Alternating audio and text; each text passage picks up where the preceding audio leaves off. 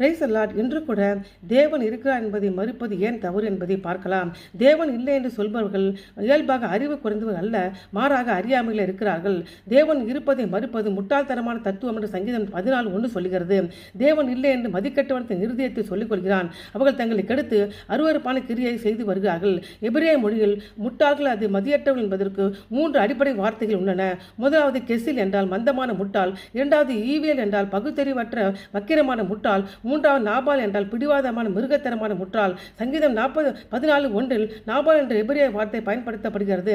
நாபால் முட்டாள்கள், சுயநீதிமான்கள். அவர்களுக்கு கடவுள் தேவையில்லை. அவர்கள் சொந்த வாழ்க்கையை அவர்கள் விருப்பப்படி வாழ விரும்புகிறார்கள். அவர்கள் தங்கள் உள்ளான நபரை மென்மேலும் சீர்குலைந்து செய்கிறார்கள். ஆனால் வேதமோ முழு உலகம் தேவனுக்கு முன்பாக குற்றவாளியாக இருக்கிறது என்றும் இயேசு கிறிஸ்துவின் வெளிப்படுத்தப்பட்ட தேவனுடைய கிருபையினால் ரட்சிக்கப்பட்டது என்றும் வேதம் தெளிவாக சொல்லுகிறது. ஆகவே தேவன் இல்லை என்று சொல்லுகிறது தவறான காரியம்.